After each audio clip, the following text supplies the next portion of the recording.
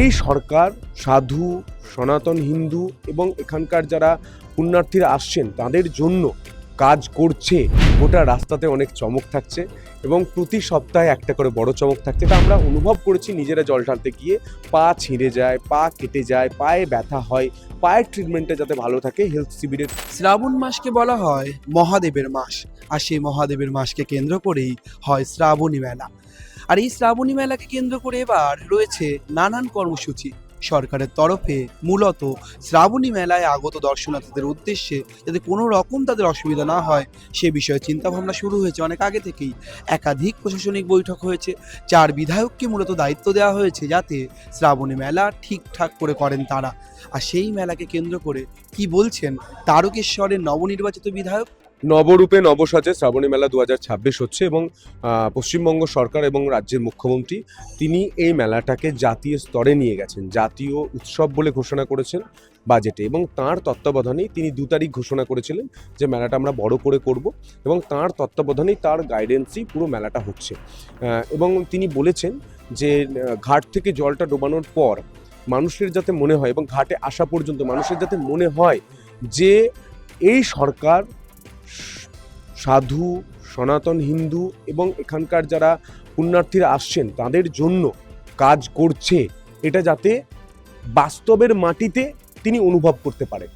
ঘাট এবারে প্রচুর চওড়া করা হচ্ছে। নিমাই তীর্থ ঘাট গিয়ে দেখতে পারেন, সেখানকার বিধায়ক দিলীপ সিং নিজে উপস্থিত থাকছেন এবং তারপর যখন রাস্তায় উঠছেন রাস্তার কোয়ালিটি যাতে ভালো হয় এবং পুরো নিমাই তীর্থ ঘাট বা যে ঘাটগুলো আরও বাড়ানো হচ্ছে কেএমডি এর তরফ থেকে, সেই ঘাট থেকে মন্দির পর্যন্ত আসার পথে 4টি বড় সেবা শিবির করা হচ্ছে। সেই সেবা শিবিরে কী কী থাকছে আপনি বসতে পারবেন, আপনি রেস্ট নিতে পারবেন, সেখানে আপনি আপনার যদি প্রয়োজনীয় জল খাবার হয় সেটা আপনি পাবেন। তার সঙ্গে সঙ্গে পায়ের ট্রিটমেন্ট, যেটা আমরা অনুভব করেছি নিজেরা জল ঢালতে গিয়ে, পা ছিঁড়ে যায়, পা কেটে যায়, পায়ে ব্যথা হয়, পায়ের ট্রিটমেন্টটা যাতে ভালো থাকে হেলথ শিবিরের। আমরা মেডিকেল ক্যাম্প করি, বিভিন্ন সময় আমরা দেখতাম মেডিকেল ক্যাম্প হতো, কিন্তু মেডিকেল ক্যাম্পে যে এই ট্রিটমেন্টটা থাকুক, গরম জল থাকুক, এগুলো আমাদের সাজেশন ছিল, উনি গ্রহণ করেছেন। 4টি বড় বড় সেবা শিবির হচ্ছে এবং তার সঙ্গে সঙ্গে আপনি দেখতে পারেন প্রায় 16টির কাছাকাছি আপনি পাবেন গোটা রাস্তার মধ্যে। আপনি ঘাট থেকে শুরু করে মন্দির পর্যন্ত 16টি বড় বড় সহায়তা কেন্দ্র। সেই সহায়তা কেন্দ্রেও বিভিন্ন ডিপার্টমেন্টের লোকেরা থাকবে যাতে কোনো রকম মানুষের অসুবিধা না হয়। ভিড় নিয়ন্ত্রণের জন্য পুলিশের বিশেষ ব্যবস্থা থাকছে। আমার কাছে যেটুকু খবর, ওনারা প্রয়োজনে যদি প্রয়োজন হয় তাহলে সেন্ট্রাল ফোর্সকেও ওনারা রাখবেন। তার সঙ্গে সঙ্গে আপনি যখন তারকেশ্বর পৌঁছচ্ছেন তার আগে আপনার লোকনাথের আগেই ডান দিকে যেখানে প্রধানমন্ত্রী নরেন্দ্র মোদী এসেছিলেন সেই মাঠেই কিন্তু আমরা বড় করে কালচারাল সেন্টার এবং সেখানে কি করে আপনি সাহায্য পাবেন, সেবা শিবির থাকছে, বড় সেবা শিবির, এবং তার সঙ্গে মেডিকেল ক্যাম্প আলাদা করে বড় করে থাকছে, কন্ট্রোল রুম বড় করে থাকছে।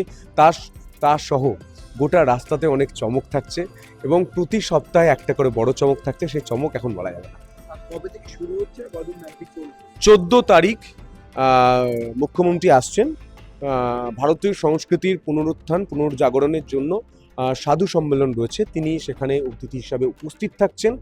15 তারিখ থেকে যজ্ঞ শুরু, 15, 16, 17, 18, 19 5 দিন যজ্ঞ এবং 18 তারিখ থেকে জল ঢালা শুরু হচ্ছে। 18 তারিখ থেকে জল উঠবে নিমাই তীর্থ ঘাট থেকে, সেখানে মানুষ যাবেন, সরাসরি মন্দিরে যাবেন এবং মন্দিরের ছবি সেটাও কিন্তু পরিবর্তন হয়েছে। অনেক চমক থাকছে, সেটার জন্য অপেক্ষা করুন। আমরা দিন রাত এক করে আমরা 4 জন বিধায়ক রয়েছি। চাপদানের বিধায়ক দিলীপ সিং রয়েছেন, সিঙ্গুরের বিধায়ক অরূপ দাস রয়েছেন এবং হরিপালের বিধায়ক মধুমিতা দি রয়েছেন এবং আমি তারকেশ্বরের বিধায়ক রয়েছি। আমরা 4 জনকে কিন্তু দায়িত্ব দেওয়া হয়েছে এবং বলা হয়েছে যে এটা ভালো করে করতে হবে।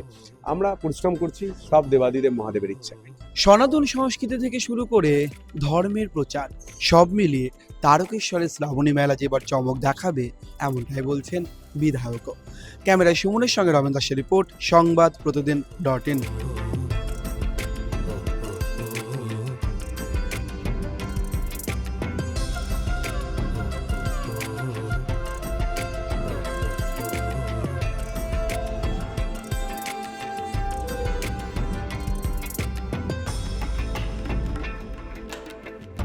ফলো করুন সংবাদ প্রতিদিন ডিজিটাল।